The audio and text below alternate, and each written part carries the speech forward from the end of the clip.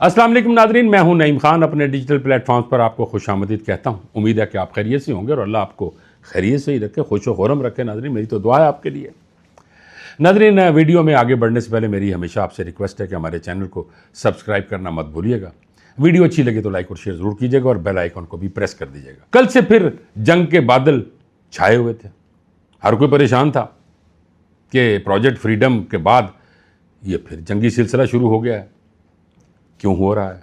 उधर अमरीकी बहरिया अपने हुर्मुज़ की तरफ लपकी और ईरानी बहरिया उनको रोकने के लिए मुज़ाहमतन वहाँ पे पहुँच गए और एक सिलसिला शुरू हो गया। अमरीकी बहरिया ने ईरानी 9 कश्तियों को उड़ा दिया, यानी हमला किया उसके ऊपर, और बहुत सारे लोग सिविलियन जो से वो शहीद हो गए। उधर इसराइल ताड़ में बैठा था कि जैसे ही सदर ट्रंप का हुक्म आए मैं ठा शुरू कर दूं और ईरान पर ताबड़तोड़ हमले शुरू कर दूं, लेकिन यकदम पांसा बदला। ट्रंप ने प्रोजेक्ट फ्रीडम रोक दिया।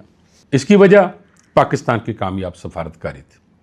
ट्रंप ने खुद कहा कि मैं ये प्रोजेक्ट फ्रीडम रोक रहा हूँ पाकिस्तान और दीगर 2 ममालिक की रिक्वेस्ट पर, जो पसे पर्दा इस तारीखी मुआहदे के लिए सालसी कर रहे हैं। लेकिन नाजरीन, इसमें जो नुमाया पोजीशन है वो पाकिस्तान की है। अगर फ़्लाइट ट्रैकिंग डाटा को देखा जाए तो अमेरिकी जो जंगी परवाज़ें हैं वो 27 से कम होकर 7 रह गई। क्यों? क्योंकि ये खामोशी और पायदार अमन के लिए है। क्योंकि जब ट्रंप ने प्रोजेक्ट फ्रीडम का ऐलान किया तो उस वक्त 100 से ज़ायद F-16 तैयारे मौजूद थे, जिनका मकसद अमरीकी अफवाज की हिफाजत और ऑपरेशन की निगरानी था। अब ट्रंप ने दावा किया कि ईरान के साथ हतमी और फाइनल मुआहिदा लिखे जाने के करीब है, जिसके लिए बाहमी रजामंदी से इस मिशन को रोका गया। जो नाजरीन मैं पहले अर्ज कर रहा था कि बाहमी रजामंदी, अब इसमें ईरान भी शामिल है, पाकिस्तान भी शामिल है और अमेरिका भी शामिल है और दीगर ममालिक भी शामिल हैं।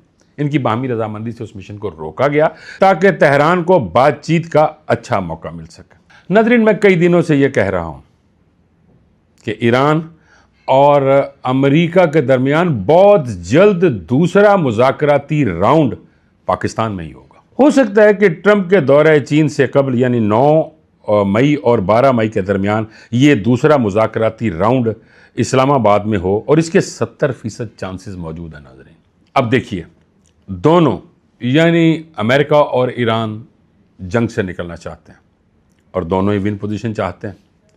अमेरिका ये चाहता है कि हमारी जीत का ऐलान हो और ईरान शिकस्त तस्लीम करे, लेकिन अमेरिका जीत चाहता है और ईरान हार नहीं चाहता। अब ज़रा और देखिए कि अब्बास इराक़ची इस वक्त चीन के दौरे पे हैं और उन्होंने अपने चीनी हममनसब से मुलाकातें की हैं और चीन तो ये वाशगाफ लफ्ज़ों में कह चुका है और अब ये कह रहा है कि अमेरिका और इसराइल की मुसल्लत करदा जो जंग है वो गैर कानूनी है और हम ईरान के साथ खड़े हैं। वैसे आप देखें कि रूस पहले ही ईरान के साथ खड़ा है और उधर शुमाली कोरिया ईरान की दरपर्दा वो भी साथ दे रहा है। अब ज़रा गौर फरमाइए नाजरीन कि अगर चाइना, शुमाली कोरिया, रशिया ईरान के साथ खड़े हो जाते हैं तो अमेरिका की सूरत हाल क्या होगी? अमेरिका कभी भी अब ये नहीं चाहेगा कि जो दौरा चाइना का मनसूख हुआ था पहले जंग के दौरान अब फिर मनसूख हो जाए। अब यही कोशिश है अमेरिका की, यानी सदर ट्रंप की, कि वो जल्द से जल्द मुज़ाकरा तक पहुंच जाए। बस यूं समझ लीजिए नाजरीन, हल्का हल्का म्यूज़िक ऑन है, दोनों साइडें एक दूसरे को नचा रही हैं और जब नाचते नाचते थक जाएंगे तो नतीजा फिर वही मुज़ाकरात होगा।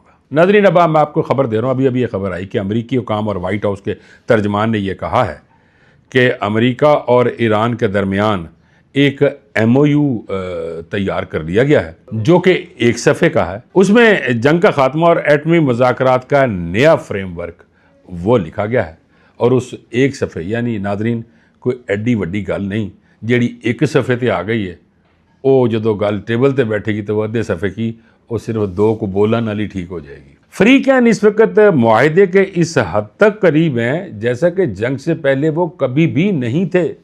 अब अमेरिका इंतज़ार कर रहा है कि अगले 48 घंटों में ईरान की जानिब से कोई मुस्बत कार्रवाई सामने आ जाए, जैसा कि जेड कुशनर और विटकॉफ डायरेक्ट राब्ते में भी हैं ईरान के साथ और सालिसों के साथ भी राब्ते में हैं, उनका ये सारों का ये कहना कि अगर कोई मुस्बत जवाब आ जाता है तो फिर हम मुज़ाकराती टेबल पर बैठ जाते हैं। अमरीकी खबर रसां इदारा एक्सियोस ने MOU में जो नुकात रखे गए हैं उनमें से चंद नुकात शाया किए हैं, वो मैं आपके सामने नाज़रीन रख देता हूँ, पढ़ भी देता हूँ। उनमें जो पहला है वो है जंग का खात्मा। MOU पर दस्तखत होते ही खित्ते में जंग के खात्मे का ऐलान कर दिया जाएगा। 30 दिन की मोहलत, यानी मुआहदे के बाद 30 दिनों के अंदर इस्लामाबाद या जनेवा में तफसीली मुज़ाकरात होंगे जिनमें पाबंदियों के खात्मे और एटमी प्रोग्राम पर हतमी बहस होगी। इस 30 रोज़ा मुद्दत के दौरान ईरान की जानिब से जहाज़ रानी पर पाबंदियाँ और अमरीका का बहरी मुहासरा बतदरीज ख़त्म कर दिया जाएगा। एटमी प्रोग्राम पर पाबंदी, ईरान 12 से 15 साल तक यूरेनियम की अफजूदगी रोकने पर गौर कर रहा है, जबकि अमेरिका का 20 साल का मुतालबा है। अब अगली चीज़ बहुत ही अहम है नाज़रीन, और वो ये है कि अफजूदा यूरेनियम की ईरान से मुंतकिली। ईरान ने मुबैना तौर पर अपना आला अफजूदा यूरेनियम मुल्क से बाहर मुंतकिल करने पर आमादगी जाहिर की है। एक तजवीज़ के मुताबिक ये मवाद अमेरिका मुंतकिल किया जा सकता है, जो कि तेहरान की साबका पॉलिसी में एक बड़ी तब्दीली है। इसके बदले में अमेरिका ईरान के मुंजमद अरबों डॉलर्स रिलीज़ करेगा और पाबंदियों में बतदरीज नरमी की जाएगी। एक्सियोस मजीद ये लिखता है कि वाइट हाउस का मानना है कि ईरानी क़यादत इस वक्त मुख्तलिफ धड़ों में बटी हुई है, जिसकी वजह से इत्तफाक़ राय पैदा करना मुश्किल हो सकता है। MOU तैयार है, तमाम सालिसिन, यानी सबसे बड़ा सालिस पाकिस्तान, उसके बाद सऊदिया, तुर्किया, कतर, ये तमाम और चीन भी नाज़रीन, ये तमाम लोग कोशिश कर रहे हैं कि जल्द अज जल्द मामलात पर काबू पाया जाए और मुज़ाकरात की टेबल पर बैठा जाए। और मुझे उम्मीद है नाज़रीन कि ये मुज़ाकरात बहुत जल्द हो जाएंगे। अब नाज़रीन एक और कटा खुल गया। कल आपने हुर्मुज़ और खलीज फ़ारस के जो दरमियान इलाका है वहाँ एक अमेरिकी तैयारा लापता हो गया। अब वो अमेरिकी तैयारा है जी Boeing KC-135 Stratotanker. Pentagon में खलबली सी मच गई कि साडा जहाज़ कितने चला गया।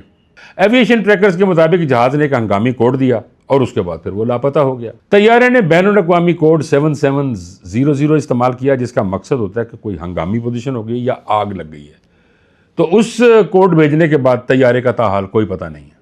रेडार डाटा जाहिर करता है कि जहाज़ ने अपना रुख कतर की जानिब किया और अपनी जो बुलंदी थी उसको कम करने की कोशिश की। एमरजेंसी कोड भेजने के 1 घंटा बाद तैयारा मुकम्मल तौर पर लापता हो गया। सिग्नल गायब होने के बाद इलाके में H-125 लाइट यूटिलिटी हेलीकॉप्टर्स को परवाज करते देखा गया है, जो कि जहाज़ की तलाश में मसरूफ़ है।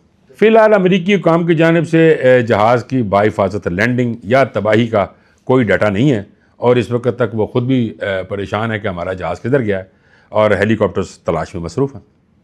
किसी भी चीज़ को बारीक बीनी से देखा जाए तो उसकी हकीकत का पता चलता है।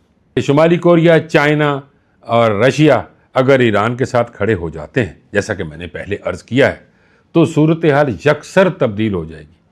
कौन सी जंग? तो पंजाबी जी कहते हैं केड़ी जंग? कुछ भी नहीं होना नाज़रीन। फिर मुज़ाकरात इनकी मर्ज़ी से होंगे, यानी जो ये ब्लॉक है शुमाली कोरिया, चाइना, ईरान और रशिया, इनकी मर्ज़ी से होंगे। लेकिन वो कहते हैं ना कि वड्डियां दी भी रखनी पै जाती है, कुछ बातें अमेरिका की भी रखी जाएंगी नाज़रीन। जैसे ही ये MOU की खबर सामने आई है, खाम तेल की कीमतें 9% नीचे गिर गई। यानी अंदाज़ा फरमाए नाज़रीन कि वो जो भी स्टॉक मार्केट्स हैं या जो तेल की कीमतें हैं, ये किस हद तक रिलेट करती हैं इस मुआहदे के साथ। यानी MOU की बात आई, 9% खाम तेल की जो कीमतें हैं वो नीचे आ गई। आने वाले 48 घंटों में बहुत अच्छी खबरें मिलने वाली हैं नाज़रीन। चूँकि चाइना का ख़ास तौर पे ज़रा ललकार देना का मजाक नहीं, यानी ट्रंप के दौरे से पहले अब्बास इराक़ची का चाइना में होना ये कोई मामूली बात नहीं है नाज़रीन। और अल्टीमेटली ये मुज़ाकरात होंगे और ये उम्मीद बहुत है कि 9 मई से 12 मई के दरमियान पाकिस्तान में इंशाअल्लाह ये मुज़ाकरात होंगे। और होकर रहेंगे। पिछले 12 घंटे की जो भी डेवलपमेंट थी वो आपके सामने अर्ज़ कर दी है। इंशाअल्लाह आपसे मुलाकात होगी अगली वीडियो में। तब तक के लिए इजाज़त दीजिए। अल्लाह निगहबान।